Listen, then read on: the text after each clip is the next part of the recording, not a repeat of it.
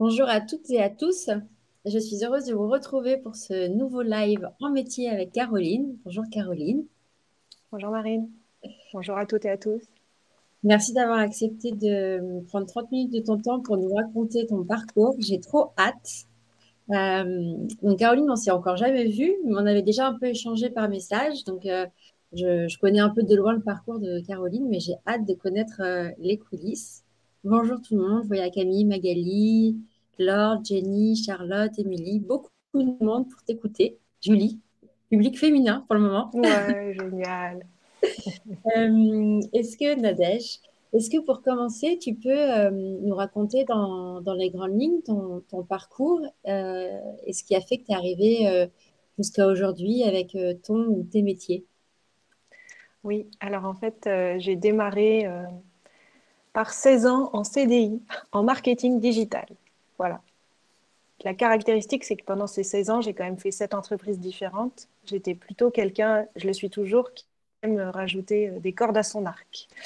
Donc, je ne souhaite pas forcément être experte sur une verticale, plus en horizontal sur un thème large et pouvoir le traiter avec différentes cordes. Et donc, j'ai travaillé à la fois dans des grandes entreprises, j'ai fait du conseil dans des plus petites entreprises. Donc, j'ai été chez Page, j'ai été chez Orange en consulting. Et puis, vers la fin de ces 16 ans, j'étais dans des agences médias. Donc, voilà, j'ai fait un peu toute la panoplie du marketing, de la production digitale. Donc, je suis tombée dans le web en 1997 en allant chez Ubisoft, éditeur de jeux vidéo. Et voilà, donc j'avais fait un grand tour au bout de 16 ans, entre marketing, médias, produits, faire des sites web, faire des sites WAP, des sites PDA à l'époque. Voilà, et donc, au bout de 16 ans, j'avais deux grandes raisons d'avoir envie de changer. Je suis curieuse de savoir, vas-y. Alors, je te les expose. En fait, les deux étaient hyper profondes. C'est ce que je dis souvent quand des entrepreneurs en herbe viennent me voir et me sollicitent. Les miennes étaient très profondes. Donc, tous les conseils que je vais vous donner et ce qui m'est arrivé n'est pas forcément duplicable. Voilà, mais je vais forcément dire que ça a fait partie de mon succès parce qu'aujourd'hui, ça fait 10 ans et je gagne très bien ma vie et tout va bien.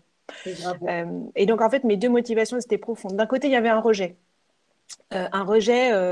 de la façon dont j'exerçais mon métier. J'étais montée dans l'échelle ascension sociale. Je pense que je m'étais fait quelques illusions au passage sur qu'est-ce que c'était qu'être membre d'un comité de direction. Et pour moi, je l'associe souvent à une image, alors je caricature un peu, hein, de mascarade. Voilà. Donc moi, j'en avais marre d'être dans des comités de direction tous les lundis matins où tu démarrais en faisant un peu comme une revue du Lido. Hein, voilà. Donc on était tous des pans et on affichait tous ô combien on était des gens très, très super chouettes. Et qu'on avait des résultats de foufou. Voilà, donc pas d'esprit d'entraide, pas d'authenticité, voilà, et c'était chacun un peu la revue du Lido. Et donc voilà, je comprenais pas trop. En plus, on me reprochait d'être trop proche de mes équipes. Enfin voilà, il commençait à y avoir un peu de, ça grattait quoi. La façon dont j'opérais mon management n'avait pas l'air de correspondre aux attentes des personnes qui étaient au-dessus de moi. Et puis l'autre argument et autre profonde source de motivation, j'ai été séparée depuis un an, donc j'étais comme maman solo. Mon fils, il devait avoir 8 ans à l'époque. Et alors, une semaine sur deux, je l'avais. Alors, si une semaine sur deux, je devais prendre des réunions à 18 heures, ça me rendait évidemment dingue. Et donc, je voulais avoir la liberté de mon planning pour qu'une semaine sur deux, si j'ai envie d'être à 18 heures chez moi pour voir mon fils, parce que je le vois moins qu'avant, c'est possible. Voilà. Donc, deux raisons très profondes, vraiment. Enfin, c'est des raisons pour moi qui donnent la flamme, qui donnent une flamme. Je devais réussir. Voilà. Alors, je m'étais quand même donné 6 mois en me disant, bon, est-ce que le style de vie, parce que c'est bien gentil tout ça, mais c'est que dans ta tête, est-ce que le style de vie va vraiment te correspondre? Et puis surtout, est-ce que tu rentres du chiffre d'affaires, hein, parce que, Ouais. je suis partie avec le chômage, je le précise, parce que c'est très important quand même. Et je remercie quand même Pôle emploi, parce que sans Pôle emploi, c'est quand même compliqué de se lancer en entrepreneuriat, parce que même si vous avez du succès, les premiers sous, ils ne vont pas tomber avant 6 mois. Parce que le temps que vous fassiez la première mission, vous montiez la structure, que vous fassiez et que le client vous paie, nous avons 2 mois, un fournisseur ou un partenaire en France, Ouais. et ben vous arrivez largement à 6 mois. Donc, si vous n'avez pas de chômage ou si vous n'avez pas 6 mois d'économie, c'est quand même un problème pour payer les factures. Donc voilà, donc c'est un tremplin en fait. Il faut considérer Pôle emploi comme ça. Il ne faut pas compter dessus, mais il faut se dire que tout ce qui va se passer les 2 premières années, ça va vous permettre d'avoir ce matelas qui vous permet de vous lever le matin sans boule au ventre parce que vous savez qu'il y a de l'argent de côté et que même si vous ne faites pas le chiffre ce mois-ci, c'est pas grave, vous pourrez payer vos factures. Donc voilà en gros les 2 motivations profondes. Bah, écoute, merci beaucoup pour ce partage. J'ai trouvé ça hyper inspirant et je pense que beaucoup de gens se retrouveront dans tout ce que tu nous as partagé, que ce soit des événements de vie comme un divorce ou que ce soit des problèmes de valeur ou de l'impression de faire partie d'une pièce de théâtre au boulot. Enfin, tout ça sont des déclics. Donc toi, tu en as eu plusieurs en même temps, ce qui donne l'élan pour oser se lancer. Est-ce que tu peux nous raconter maintenant la suite? Ça fait comment de devenir entrepreneur après 16 ans dans le salariat? Comment tu as réussi à installer ton business, à créer ton offre, à trouver tes clients? Et si j'ai compris de ce que j'ai perçu de ton histoire, petit à petit, en plus, à grandir tes, les arcs à ton... Enfin, t'as compris quoi. Les cordes à mon arc. Voilà. C'est vrai que des fois, on inverse. Je vais rajouter une condition préalable aussi, c'est d'être entouré de personnes qui vont vous encourager dans ce projet. Donc, toutes les personnes qui ont des peurs pour vous et qui projettent leurs propres peurs sur vous, puisque vous savez très bien que quand on parle à l'autre, on parle d'abord de soi. Pendant un petit moment, vous les voyez moins, c'est pas grave. Alors, si c'est votre mari, votre conjoint, votre conjointe, c'est un peu plus compliqué, je conçois bien. Mais il faut vraiment. Et donc, moi, à l'époque, j'avais cette chance, j'avais rencontré un nouveau compagnon. Je suis plus avec lui, mais voilà, pendant 2 ans et demi, on s'est accompagnés sur nos chemins respectifs. Et alors, pour lui, entrepreneur, de toute façon, il avait déjà une structure depuis 10 ans, donc c'était pas un sujet, quoi. Bon, voilà, super, tu lances ta boîte. Je lui aurais dit que j'allais acheter une baguette, c'était pareil, quoi. Donc, très bien. Donc, ça a aidé aussi. Et puis, pour démarrer, en fait, je pense que dans mes facteurs de succès, il y a eu le fait que j'avais un gros réseau, l'air de rien, que j'avais toujours entretenu de façon assez naturelle, parce que moi, j'adore rendre service, quoi. Donc, voilà, dès qu'on m'appelait, j'ai toujours, je ne sais pas pourquoi, ça fait 20-25 ans que ça dure, où on m'appelle toujours pour refaire le CV, pour dire où est-ce que je peux l'envoyer, est-ce que tu peux me le mettre sur la bonne pile, etc. J'ai quand même fait 7 entreprises, donc, et puis des entreprises un peu différentes, donc je connaissais beaucoup de gens. Donc, à partir du mois d'avril 2013, quand j'ai commencé à savoir que de toute façon, terminé dans mon dernier CDI, j'ai commencé à parler tout simplement de ce que j'allais faire. Évidemment, rien ne s'est passé comme prévu, hein, parce que sinon, ça ne serait pas drôle. Donc, mon plan de départ, il était très clair. J'avais fait un Excel, 3 lignes, hein, je vous rassure, hein, c'est pas compliqué. Donc, j'avais dit, j'avais besoin de gagner beaucoup d'argent à l'époque, on ne va pas se mentir. Donc, il fallait que je fasse un chiffre d'affaires entre 150 000 et 180 000 euros de chiffre d'affaires. C'est un gros chiffre d'affaires à réaliser. Si vous avez besoin que de 2 000 euros net, 3 000 euros net, si vous faites entre 80 000 et 110 000 euros, j'ai une structure, c'est une SASU, c'est OK. Vous voyez, et ça va, enfin, faire 80, 100 000 euros, ça se fait. Si vous devez passer la barre des 100, 120, ça commence à devenir quand même assez. C'est ambitieux. Voilà, c'est ambitieux. Il faut avoir des gros clients, il faut avoir un bon réseau de départ. Ensuite, donc j'ai parlé de mon projet à partir d'avril, mais tout simplement, hein, je vous le dis tout de suite, je n'ai pas fait de site web, je ne publiais pas sur LinkedIn et je n'avais même pas de carte de visite. Et puis, quand j'en ai eu au bout de 6 mois, je ne les ai pas utilisées. Voilà. Donc, j'ai fait du business. Moi, j'ai envie de vous dire, normalement, alors je ne sais pas si on pourrait dire à l'ancienne, c'est-à-dire juste, je parlais de mon projet à tout le monde. Voilà. Et mon projet, il était assez simple. Alors, je ne disais pas tout. La vérité, j'avais mis quoi dans mon Excel? J'avais mis, je dois faire 150 000 euros de chiffre d'affaires. Donc, je dois vendre 100 jours à 1 500 euros. Bon, jusqu'ici, voilà, hein, rien de neuf sous le soleil. Et dans 50% de ce chiffre, je vais le faire en donnant des cours dans des écoles. Bon, pendant 1 an et demi, il ne s'est rien passé côté école. Et les 6 premiers mois, je voulais faire de la formation en marketing digital. Vous avez vu, j'ai fait simple. Hein. 16 ans de CDI en marketing digital, je fais de la formation en marketing digital. Je veux dire, il n'y a pas plus simple, d'accord? Parce que mon métier me plaisait, hein, je vous l'ai dit. Je suis juste partie pour des raisons, entre guillemets, politiques. moi, j'adorais mon métier, j'adorais mon environnement, le web, c'est super. Voilà.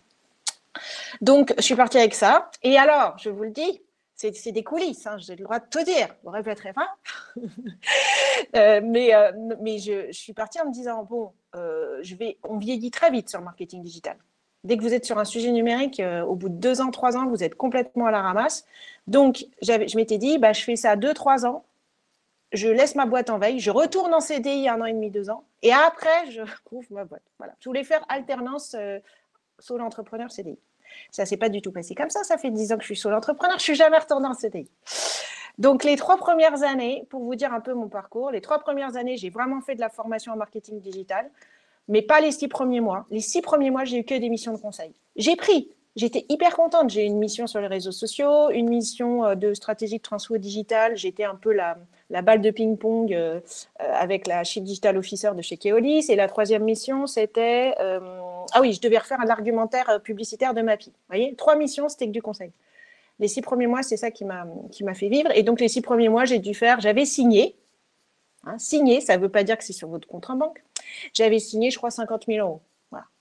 Donc, je m'étais dit, c'est OK, parce que je m'étais dit, il faut que je signe entre 40 et 60 à peu près. Je voulais 60. Bon, j'avais 50. Je me suis dit, ça va. Les 6 premiers mois, tu dois faire 150. Mais si déjà, les 6 premiers mois, tu arrives à faire 50, bon, allez, le trend, la tendance, ça devrait aller, quoi. Et donc, pour vous résumer mon parcours sur les 10 ans, donc ce n'était pas prévu que je sois là aujourd'hui, pour dire entrepreneur en accompagnement au changement, conférencière et auteur, ça c'est pas du tout prévu, c'est venu en chemin. Et donc j'ai fait 3 ans vraiment formatrice en marketing digital. Alors pourquoi j'ai réussi à ce moment-là? Parce que clairement j'étais time to market comme on dit en anglais, et l'expression elle est hyper juste. C'est-à-dire que en fait j'étais une des rares qui commençait à avoir de l'expérience. J'avais 39 ans à l'époque, donc j'avais déjà 15 ans derrière moi, et à sortir du milieu, à me lancer en freelance. J'avais fait agence, donc en gros toutes les régies publicitaires elles me voulaient. Genre comment ça se passe en agence, Caroline, raconte-nous, parce que les régies publicitaires étaient nos entre guillemets fournisseurs, donc ils voulaient savoir pourquoi parfois on choisissait M6, pourquoi parfois c'était TF1, etc. Comment ça se passait, quoi. Donc j'ai été formée les régies publicitaires et elles étaient un petit peu en retard sur le digital pour qu'elles intègrent le digital dans leur plan. Donc beaucoup ça les 3 premières années. Et puis ensuite, il y a eu un point de bascule et une rencontre très importante, alors que j'avais moi-même été chercher. Je suis allée revoir Emmanuel Vivier. J'avais attendu 1 an d'expérience, donc je suis allée le voir en l'été 2014 pour lui dire, écoute, mon constat, c'est que les gens, ils sont surtout bloqués par le fait de changer, pas tant par le digital en tant que tel, c'est juste que ça vient perturber toutes leurs relations aux autres, ça vient perturber leur pouvoir, leur ego, etc. Donc, il y a quelque chose du côté du comportement que moi, j'ai appris naturellement depuis 97 à nager dans une piscine où tu n'as pas vraiment de bouée, quoi. Enfin, tu te débrouilles un peu pour les trouver. Et les gens n'étaient pas habitués. Ils partagent le même constat que moi. On bosse un petit peu 1 an vite fait sur 2-3 petits dossiers de formation. Et en 2015, il y a une bascule. Ils m'appellent pour une mission de conseil chez TF1 qui se transforme en plan d'accompagnement de transformation business et culturelle de TF1, qui se transforme dans le programme de 3 jours qui s'appelle Connect, qui est un programme qui a formé quasiment l'ensemble des équipes TF1, donc il y avait quand même 2000 personnes à l'époque. Nous, on en a fermé la moitié parce qu'après, ils ont divisé le marché en 2, peu importe. Mais moi, je suis passée de formatrice en marketing digital à ingénieure pédagogique et finalement directrice conseil d'un programme de transformation des comportements, des façons de travailler et de l'appréhension du business.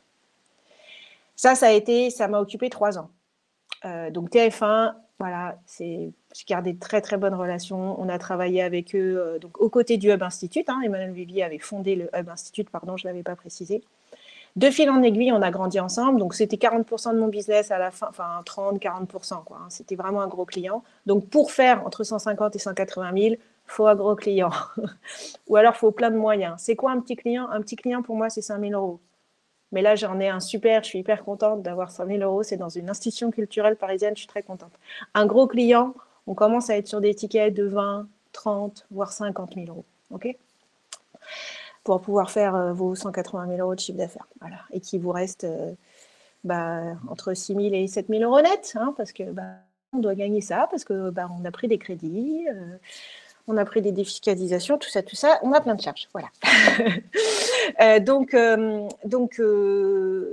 3 ans formatrice marketing digital, 3 ans bascule avec TF1, ingénieur pédagogique. Et puis, vers la fin de ce cycle, j'ai voulu être aussi conférencière. Donc, on a lancé un livre avec Emmanuel. Je faisais aussi beaucoup d'événements bénévolement pour le Hub Institute. C'était une forme de partenariat, de partage de visibilité. Et on grandissait ensemble avec Emmanuel pour écrire le bouquin. Donc, on a sorti le guide du futur des RH et du management en février 2020. Moi, c'était pas la meilleure date. Hein. J'avais une vision. En 2020, je vais être conférencière. Bon, j'ai plutôt été visio-conférencière. Voilà. Donc, j'ai monté des webinars. Du coup, bon, 2020, je ne vous cache pas que je n'ai pas fait 150 000, 180 000 euros de chiffre d'affaires. Hein. J'ai plutôt fait 110. Mais j'ai quand même eu des clients. J'ai bossé avec Oracle, j'ai bossé avec Indeed et je leur montais des programmes de webinaires RH. 2021, par contre, time to market. Alors, la future du travail à fond. Donc, là, j'ai fait mon chiffre d'affaires de folie. Je n'avais même pas besoin de TF1. Là, c'est... Voilà. Et puis, 2022, ça s'est un peu retassé parce que les sujets n'étaient pas faciles à trouver. Et là, 2023, voilà, je sens que je suis plus dans le jeu. Donc, aujourd'hui, j'ai rajouté à mon arc donc, conférencière auteur. Ça veut dire aussi que je produis des contenus. Aujourd'hui, je produis des contenus, que ce soit sous forme de podcasts, de vidéos, d'articles pour des marques. Donc là, par exemple, je travaille pour une plateforme de freelance IT sur des contenus plus bien-être sur l'entrepreneur. Je travaille pour un livre blanc pour une grosse plateforme de recrutement sur l'intelligence artificielle et l'impact de l'IA sur le recrutement. Je fais toujours des conférences et de la facilitation. Alors, mes thèmes préférés, c'est l'humain, hein, on va simplifier. Donc, c'est l'importance de l'intelligence émotionnelle. Je travaille avec Upfield pour ça. Je fais d'autres. Ah oui, je vais intervenir à la CEPAM du Bas-Rhin, je vais intervenir sur la vitalité, donc la caisse primaire d'assurance maladie. Voilà, donc c'est un mix en fait de. Je dois avoir 4 métiers et en gros, chacun des métiers, il fait à peu près 25% de mon business. Voilà. Donc c'est de l'accompagnement au changement aussi, ça peut m'arriver d'accompagner des équipes. Et il est déjà 9h17, donc je vais m'arrêter pour les questions. J'adore. Mille merci Caroline parce que pour ta générosité dans ton partage. Parce que déjà, j'adore. C'était une vraie histoire. On voit que tu sais faire les histoires. Hein. Donc j'attendais la suite avec impatience. Merci aussi pour la transparence sur le business, sur le chiffre d'affaires, sur comment ça marche, qu'est-ce qu'il faut gagner pour espérer avoir ce niveau de vie. Je trouve que c'est hyper important parce que c'est des vraies questions quand tu veux quitter le salariat pour te lancer comme tu l'as fait. Je lis le témoignage de Jenny. Waouh, j'adore cette dame, son dynamisme et sa pluralité de cordes à son arc. Une slasheuse, dit Salomé. Euh, dans les coulisses, justement, il y a cette volonté pour les gens qui nous écoutent et qui découvrent des voies professionnelles de raconter ce qui est bien, ce que tu adores. Je crois qu'on le perçoit à travers tout ce que tu nous as raconté, mais tu pourras le reformaliser.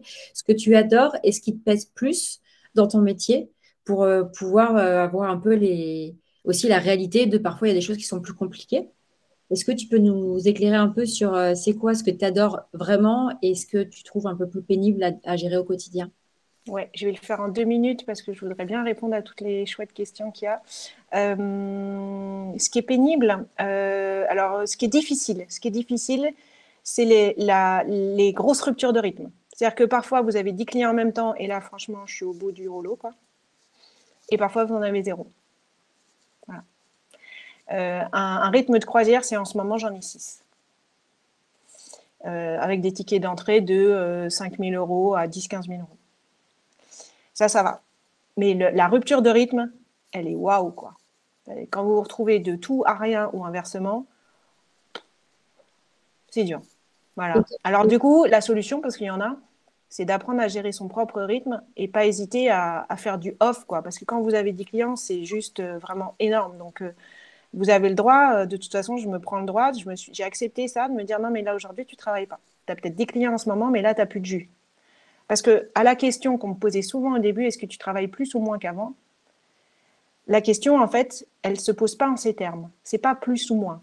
C'est que juste chaque heure que vous travaillez, elle est hyper intense. Vous êtes toujours en front. Je suis toute seule. Donc, je suis en front systématiquement. Tout ce que je fais, c'est important. Il n'y a rien de passif dans ce que je fais. Ce n'est pas une critique versus le CDI, mais je ne sais pas si, un peu de loin, j'ai envie de dire que quand vous êtes en CDI, bon, ça dépend des postes, mais je dirais c'est 50-50, quoi. 50, vous devez tenir, c'est vous qui êtes en front. Et il y a 50% du temps, bah, vous êtes à une réunion, vous y assistez, ou vous recevez des emails, vous êtes juste en copie. Moi, je ne suis jamais en copie des emails. Voilà. Donc ça, c'est là, pour moi, c'est un des trucs qui a été difficile. Ok. Je vois qu'il y a une question de Camille. Bonjour Caroline, comment œuvrez-vous pour poursuivre votre développement personnel et pour acquérir de nouvelles compétences? Est-ce que vous suivez des podcasts, des formations, etc. Alors, je lis beaucoup. J'ai une coach aussi, je ne vous ai pas dit, parce que j'ai fait ma petite fière en disant pendant 5-6 ans, j'ai fait du business sans LinkedIn, sans rien du tout, quoi. Alors, mais par contre, en faisant 4 rendez-vous par jour, hein, j'ai oublié juste de vous dire, hein, et puis en faisant de la note de frais, hein, j'avais une SASU, donc je facturais des notes de frais, versus auto-entrepreneur où vous ne pouvez pas. Mais ça, on pourra en reparler en one-to-one si besoin. Donc, il faut que j'arrête de parenthèse, sinon on ne va pas. Donc, je me reconcentre. Qu'est-ce que je disais. C'était comment tu parlais de ta coach. Ah oui, bon, j'ai une coach et puis surtout, je suis apparue sur LinkedIn depuis 4-5 ans. Donc, j'ai été voir ma coach parce qu'à un moment donné, vous différencière, il faut être sur LinkedIn, il faut avoir un site web. Hein. Donc, voilà, ça fait 5 ans que j'ai un site web. Mais j'ai été faire des séances avec ma coach, hyper important. Et sinon, en formation, donc je lis beaucoup aussi. Et sinon, c'est seulement depuis 2 ans que je fais des formations. Je n'ai pas ressenti le besoin de faire une formation pour être formatrice. Alors, parce que j'en avais déjà un tout petit peu fait dans ma dernière entreprise et que apparemment les gens étaient contents et que je pense que j'ai pour moi beaucoup d'empathie et j'ai pour moi le fait d'avoir fait 20 ans de théâtre. Et l'air de rien, la prise de parole, c'est un exercice dans lequel je suis assez à l'aise. Je trouve que pour moi, la scène, c'est un refuge. Donc voilà, j'ai pas ressenti le besoin. Cependant, depuis 2 ans et demi, j'ai fait 2 formations. D'ailleurs, j'en fais la publicité, elles sont super. Le Value Training avec Amélie Fenzi, Valeurs et Valeurs. Mais ça, c'est 2 fois 2 jours, c'est très ponctuel, c'est votre mission de vie. J'étais un peu perdue. J'avais pas d'hésitation, mais je gérais. Ça m'a bien recadré. J'ai ma mission de vie maintenant, donc je la relis quand je suis perdue. Et puis, j'ai fait l'élément humain. Grosse formation intense, 7 jours, 4 jours plus 3 jours. Et là, vous travaillez sur votre estime de vous-même en collectif. Voilà. Donc, mais c'est très récemment que j'ai fait des formations. Et si, j'avais fait une première formation, mais c'était drôle, c'était comment passer de vendre à se faire acheter. C'était marrant. Super, merci beaucoup. Je vois qu'il y a, j'avance parce qu'effectivement, tu as plein de questions. Ouais. Je vois Julie qui demande quel principal conseil tu donnerais pour développer son réseau quand tu es une jeune entrepreneuse qui se lance et qui du coup n'a pas les 16 ans que tu avais quand tu t'es lancée. Ouais, c'est une bonne question. Le seul pour moi moyen, réseau, pour moi c'est multiple. Hein. Ma première mission, je l'ai eue en avril 2013, alors que je démarrais en septembre. Pour moi, c'était hyper important d'avoir une mission le 2 septembre. Je voulais faire ma rentrée comme tout le monde. Hein. Pour moi, ça aurait été un échec. Ça partait mal si je n'avais pas de mission en septembre. Je l'ai eue parce que j'étais invitée à un anniversaire. L'anniversaire de mon chéri, il avait 50 ans à l'époque. Et il y avait un gars, là, on commence à discuter. Et il avait besoin de quelqu'un comme moi pour finaliser une mission sur les réseaux sociaux. Vous voyez ? Donc les réseaux sociaux, c'est quand même globalement aussi super important. J'ai eu aussi une mission parce que j'ai annoncé à tout le monde sur Facebook, à l'époque j'étais sur Facebook, pas sur LinkedIn, que je partais. Et du coup, j'ai une personne qui me connaissait, voilà, qui m'a dit attends, viens chez nous en CDI. Je dis non, je suis entrepreneur. Bon, je mets ton CV au bon endroit parce que parfois on prend des freelances et 6 mois après, j'ai eu un appel. Donc, pour répondre à la question d'une jeune entrepreneur, je dirais que le seul moyen, c'est évidemment sa vie personnelle. Donc, d'aller dans toutes les soirées de Paris, si vous habitez à Paris, ou sinon ailleurs, et sinon d'aller au maximum d'événements et d'oser aller voir les gens. Ok. Voilà. Merci beaucoup. J'ai une question de Camille. Est-ce que vous vous sentez seule parfois dans votre travail? Est-ce que vous êtes dans des associations d'entrepreneurs? Est-ce que vous arrivez à prendre des vacances? Alors, je me sens... Il y a eu un avant-après Covid. Avant, je passais 70% de mon temps dehors. Donc, soit chez mes clients, soit dehors. Je ne sais pas vous expliquer. Hein. Pourtant, je faisais mes 160 000 euros de chiffre d'affaires. Hein, mais je produisais. Mais voilà, 30% de mon temps chez moi. Maintenant, ça ne vous aura pas échappé. Tout le monde est en visio. Donc, toutes les réunions de travail, c'est chez moi. Donc, ça a été un peu dur à gérer. J'ai mis 1 an et demi à m'en remettre et à me dire, OK, ça ne va plus changer. Je me sens plus seule depuis ça. Avant, ce n'était pas le cas. Donc, pour les gens qui démarrent aujourd'hui, je pense qu'ils peuvent le ressentir. Pour contrer ça, c'est une forme de discipline. J'ai un peu de mal, mais j'essaye. Attention, cette année, j'ai encore pris une carte de 10 entrées à la piscine de Bois-Colombes. Et sinon, effectivement, je travaille avec certains réseaux. Le Hub Institute, toujours. C'est toujours 30% de mon business. Upfill, qui va peut-être finir à 10% cette année. Donc, travailler avec d'autres entreprises qui vous portent. J'ai finalement, là, peut-être un bon tiers, si ce n'est pas 40% de mon business, qui est du business qui est par des apporteurs d'affaires, finalement, avec qui je travaille. En général, quand je travaille avec eux, je suis forcément en équipe. Je pars avec une équipe. Je suis rarement seule. Sinon, non, je ne suis pas dans des associations d'entrepreneurs. Ça, je n'ai pas fait. Là, récemment, je suis dans un groupe de codev qui a été initié par une podcasteuse et on est 6 et je vous avoue, c'est super sympa. C'est juste une fois toutes les 6 semaines. On se fait des visios, mais ouais, sympa. Le fait, l'air de rien, d'avoir 14 000 abonnés là bientôt. Dans 2 abonnés, je suis à 14 000. J'ai ce sentiment d'appartenance. Après le live, c'est bon, Caroline. Après le live, c'est ça. En fait, effectivement, il y a un sujet sur le sentiment d'appartenance. Moi, j'ai pas trop de mal à être seule, mais c'est pas tant le sujet d'être seule physiquement, juste de se sentir appartenir à une communauté, de ne pas être un électron libre complètement paumé, quoi. Alors, j'ai toujours été habituée à être un électron libre dans les organisations. C'était d'ailleurs le problème des organisations, qui après, au bout d'un moment, ne savaient plus où me mettre. Et puis, bah, moi, je voulais pas aller dans la case qui me suggérait. Voilà. Mais être électron libre complètement dans la stratosphère, ça devient un peu compliqué. Mais en fait, le fait d'avoir une tribu aussi sur LinkedIn, je me sens appartenir. Voilà. Et puis, j'ai des très bonnes relations avec pas mal de directeurs de ressources humaines, de managers. Donc, voilà, des petits coups de fil de temps en temps. Voilà. J'essaye de voir au moins une personne par jour, de toute façon, je vous le dis tout de suite. Hein. Et quand j'en vois 3, c'est la meilleure journée de l'année. Et il y avait aussi la question des vacances, si tu arrives à en prendre. Ah oui, complètement. Alors, alors c'est ce que je vous ai dit. Ah non, mais si. Ah non, mais les vacances. Mais je sais pas, j'ai peut-être 3 mois de vacances. C'est en coulisses, hein. Attention, parce qu'après, je sais qu'en France, il y a des jalousies et tout ça. Non, mais ce que je vous dis, c'est qu'en fait, c'est très difficile d'expliquer à quelqu'un en CDI qui va peut-être rêver votre vie en disant waouh, t'as 3-4 mois de vacances, mais c'est un truc de fou. Mais ces trucs, mais par contre, les autres mois, je veux dire, mais c'est intense, quoi. C'est ça, je veux dire, c'est d'une concentration. Enfin, ça vous vole une énergie de fou. Enfin, ça prend une énergie de fou. Je travaille jamais 12 heures par jour. Je ne peux pas. Quand je travaille 6 heures, c'est 6 heures. C'est que du. Voilà, quoi. C'est que de l'énergie de concentration immense. Parce que soit je suis en train d'écrire un article, soit je suis en train de préparer ma conférence.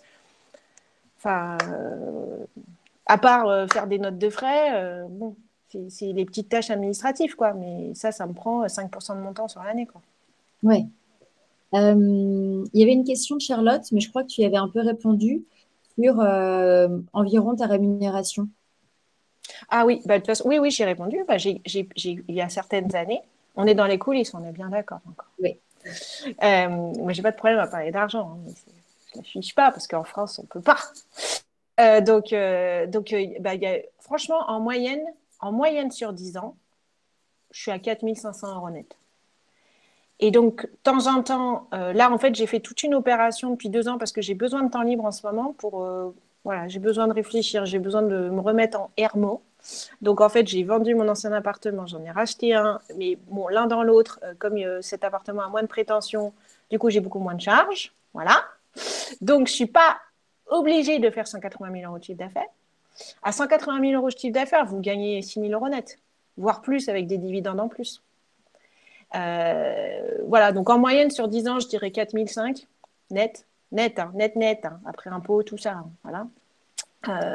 Voilà, mais là, de temps en temps, là, en ce moment, je me paye 2 500 € net. Mais j'ai le même niveau de vie parce que j'ai beaucoup moins de charges qu'avant. Avant, j'avais 3 000 € de charges nettes. Alors, si je ne gagnais pas 6 000, ouais, ça mettait la pression. Ça mettait pas mal la pression. Mais c'était une bonne pression, ça va. Mais j'étais guerrière. Là, j'ai plus une âme paisible. J'ai une question de Julie sur comment tu as fait pour trouver la thématique de ta première conférence, comment tu l'as construite pour pouvoir la présenter au public.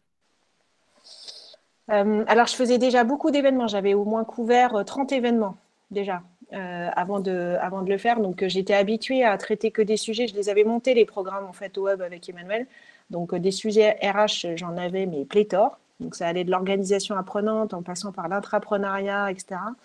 Et alors, c'est rigolo, je ne me souviens pas ma première conférence, je ne sais pas dire, la toute première.